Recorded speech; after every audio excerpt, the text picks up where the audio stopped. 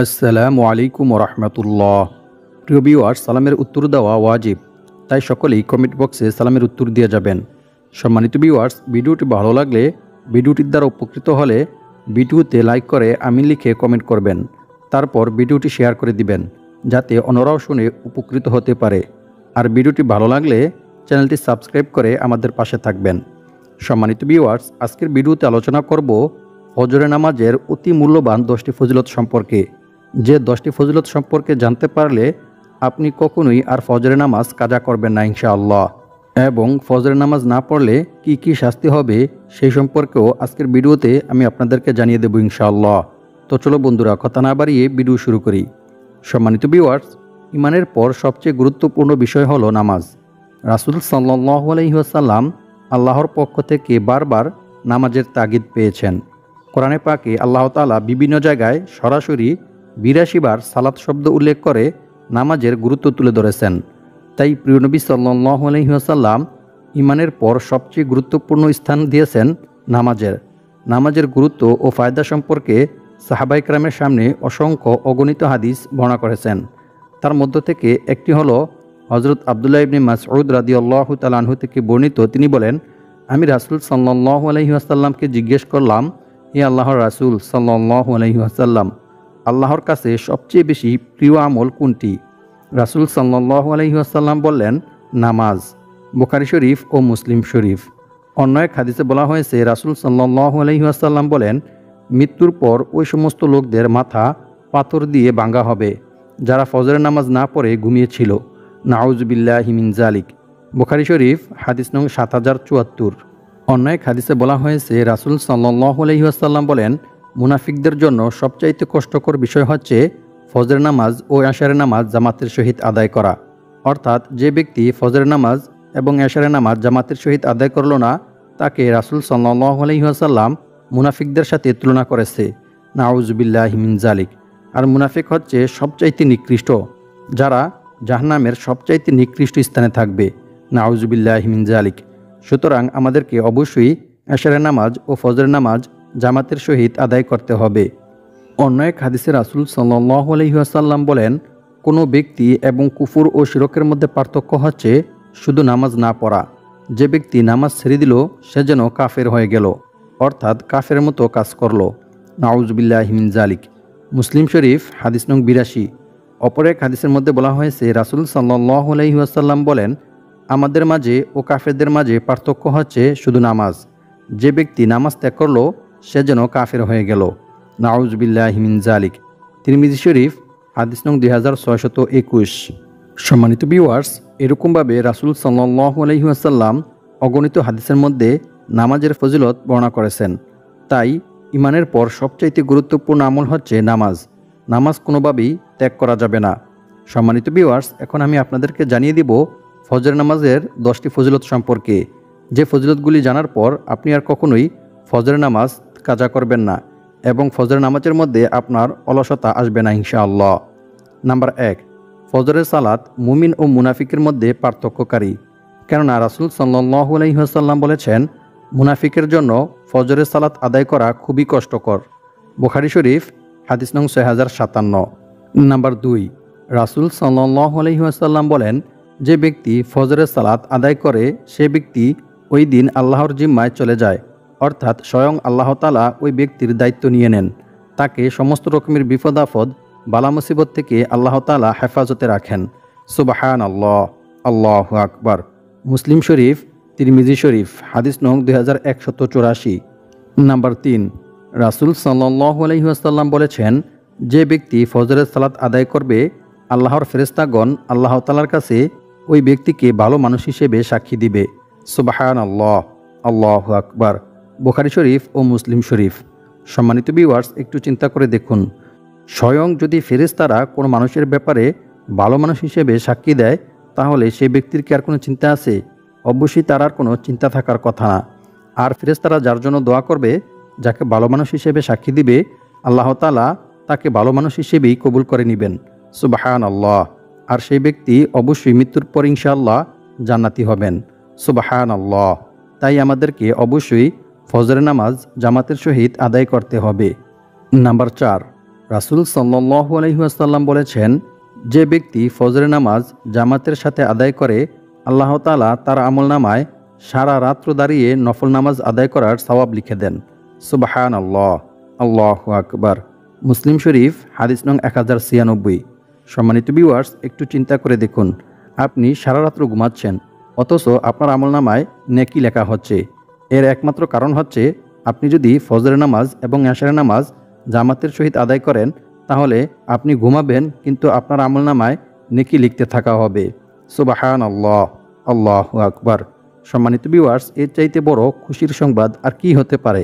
তাই আসুন আমরা ফজরের নামাজ এবং এশারের নামাজ কাজা না করে বরং জামাতের সহিত আদায় করার চেষ্টা করি ইনশাআল্লাহ। নাম্বার 5, রাসূল সাল্লাল্লাহু আলাইহি ওয়াসাল্লাম বলেছেন, যে ব্যক্তি ভোরবেলায় হেঁটে হেঁটে ফজরের সালাত আদায় করার জন্য মসজিদে প্রবেশ করবে আল্লাহ তাআলা কিয়ামতের দিন তার জন্য পরিপূর্ণ আলো দান করবেন। সুবহানাল্লাহ। সুনানে আবু দাউদ হাদিস নং 494। সম্মানিত ভিউয়ার্স, কিয়ামতের এমন কঠিন সময়ে, যে সময়ে বাবা তার সন্তানকে চিনবে না, মা তার সন্তানকে চিনবে না, সন্তান তার বাবাকে তার মাকে চিনবে না, এমন এক কঠিন পরিস্থিতিতে, এমন এক কঠিন সময়ে আল্লাহ তাআলা আপনাকে নূর তথা আলো দান করবেন আর সে আলো দিয়ে আপনি হেঁটে হেঁটে জান্নাতে প্রবেশ করতে পারবেন। সুবহানাল্লাহ। সম্মানিত ভিউয়ার্স, এর চাইতে সৌভাগ্য এবং খুশির সংবাদ আর কি হতে পারে। তাই আসুন আমরা সকলেই ফজরের নামাজ জামাতের সহিত আদায় করার চেষ্টা করি ইনশাআল্লাহ। নাম্বার 6, রাসূল সাল্লাল্লাহু আলাইহি ওয়াসাল্লাম বলেন, যে ব্যক্তি ফজরের সালাত আদায় করবে আল্লাহ তাআলা তাকে জান্নাতের সবচেয়ে বড় নিয়ামত দান করবেন। সুবহানাল্লাহ, আল্লাহু আকবার। অর্থাৎ সে ব্যক্তি আল্লাহর দিদার লাভ করবে, আল্লাহর সাথে সাক্ষাৎ করতে পারবে এবং জান্নাতি ওই ব্যক্তি আল্লাহকে পূর্ণিমার রাতের আকাশের চাঁদের মতো স্পষ্ট দেখতে পাবে। সুবহানাল্লাহ, আল্লাহু আকবার। বুখারী শরীফ হাদিস নং 573। সম্মানিত ভিউয়ার্স, একটু চিন্তা করে দেখুন, জান্নাতের মধ্যে সবচাইতে বড় নিয়ামত হচ্ছে আল্লাহ তাআলার সাক্ষাৎ পাওয়া, আল্লাহ তাআলার দিদার পাওয়া। আর আপনি দুনিয়াতে থাকা অবস্থায় যদি ফজরের নামাজ জামাতের সহিত আদায় করেন তাহলে আপনার এই সৌভাগ্য জুটবে। এটা কতই না বড় সুসংবাদের খবর। সুবহানাল্লাহ, আল্লাহু আকবার। সম্মানিত ভিউয়ার্স, ফজর নামাজের এত এত ফজিলতের কারণ হচ্ছে ফজর নামাজ বান্দার জন্য খুবই কষ্টকর একটি নামাজ। এটি খুবই কষ্টকর একটি সময়। এ সময়ে মানুষ পূর্ণ ঘুমের মধ্যে থাকে। তাই এ সময়ে যে ব্যক্তি ঘুমকে ত্যাগ করে আল্লাহর ডাকে সাড়া দেয় আল্লাহ তাআলা তাকে অনেক পছন্দ করেন আর এর বিনিময়েই আল্লাহ তাআলা তাকে এই সমস্ত পুরস্কারগুলি দান করবেন ইনশাআল্লাহ। তাই আমরা সকলেই ফজরের নামাজ জামাতের সহিত আদায় করার চেষ্টা করব ইনশাআল্লাহ। নাম্বার 7, রাসূল সাল্লাল্লাহু আলাইহি ওয়াসাল্লাম বলেন, যে ব্যক্তি নিয়মিত ফজরের সালাত আদায় করবে সে কখনোই জাহান্নামে প্রবেশ করবে না। সুবহানাল্লাহ, আল্লাহু আকবার। মুসলিম শরীফ হাদিস নং 634। সম্মানিত ভিউয়ার্স, আমরা সকলেই জাহান্নামের আযাব থেকে বাঁচতে চাই। কে না আছে জাহান্নামের আযাব থেকে বাঁচতে চায় না।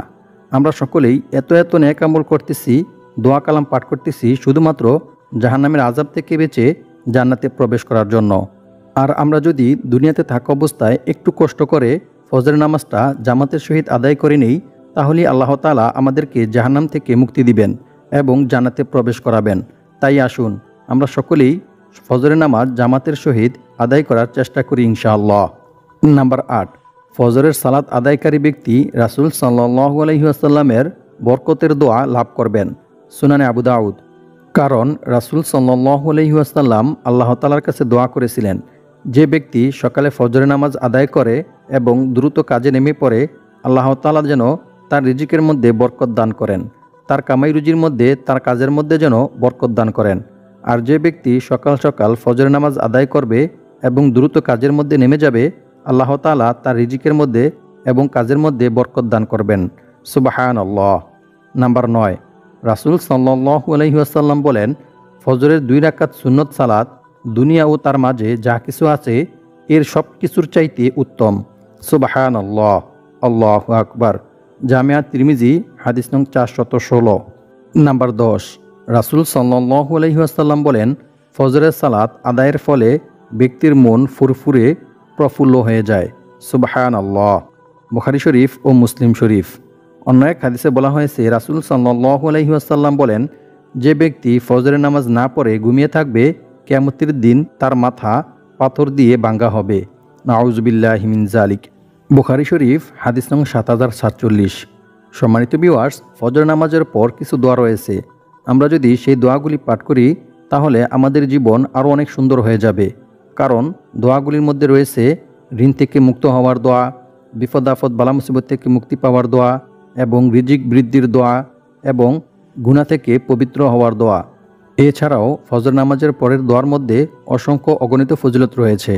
তার মধ্য থেকে একটি দোয়া হচ্ছে আল্লাহুম্মা আইন্নি আলা যিকরিকা ওয়া শুকরিকা ওয়া হুসনি ইবাদাতিক। রাসূল সাল্লাল্লাহু আলাইহি ওয়াসাল্লাম সব সময় নামাজের পর এই দোয়াটি পাঠ করতে বলেছেন, কারণ এই দোয়াটি খুবই গুরুত্বপূর্ণ এবং ফজিলতপূর্ণ। দোয়াটির অর্থ হচ্ছে, হে আল্লাহ, আপনার জিকির করতে, আপনার শুকরিয়া আদায় করতে এবং সুন্দরভাবে আপনার ইবাদত করতে আমাকে সাহায্য করুন। আমিন।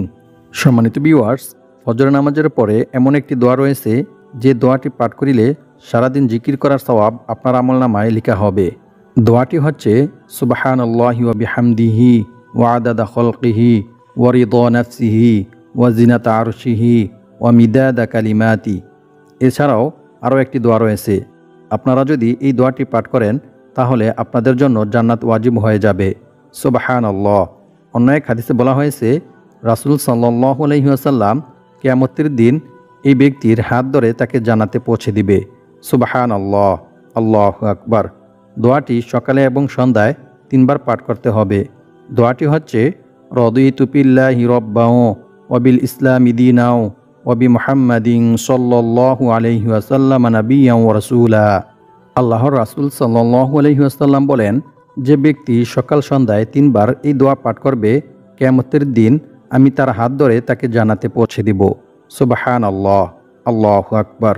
অপর এক হাদিসের মধ্যে বলা হয়েছে, রাসূল সাল্লাল্লাহু আলাইহি ওয়াসাল্লাম বলেন, যে ব্যক্তি সকাল সন্ধ্যায় 3 বার এই দোয়া পাঠ করবে, কিয়ামতের দিন তার নেকি বৃদ্ধির মাধ্যমে আল্লাহ তাআলা তাকে সন্তুষ্ট করবেন।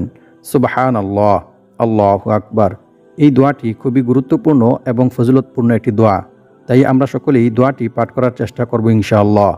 এছাড়াও আরও একটি গুরুত্বপূর্ণ দোয়া রয়েছে। এই দোয়াটি পাঠ করিলে আল্লাহ তাআলা আপনাকে সমস্ত রকমের রোগ শোক অসুখ বিসুখ থেকে হেফাজত করবেন ইনশাআল্লাহ। দোয়াটি হচ্ছে আল্লাহুম্মা ইন্নী আউযু বিকা মিনাল বারসি ওয়াল জুনুনি ওয়াল জুযামি ওয়া মিন সাইয়্যিল আসকাম। আবু দাউদ শরীফ হাদিস নং 1554। ঋণ থেকে মুক্তি হওয়ার দোয়া। দোয়াটি হচ্ছে আল্লাহুম্মা কফিনি বিহালালিকা আন হারামিকা ওয়া আগনিনি বিফাদলিকা আম্মান সিওয়াক। আল্লাহ পাক রব্বুল আলামিন আমাদের সবাইকে ফজরের নামাজ জামাতের সহিত আদায় করে এই দোয়াগুলি পাঠ করে দোয়ার ফজিলতগুলি অর্জন করার তৌফিক দান করুক। আমিন। এবং সমস্ত রকমের ঋণ থেকে মুক্ত হওয়ার তৌফিক দান করুক। মৃত্যুর পর সরাসরি জান্নাতে যাওয়ার তৌফিক দান করুক। আমিন। আসসালামু আলাইকুম ওয়া রাহমাতুল্লাহি ওয়া বারাকাতুহু।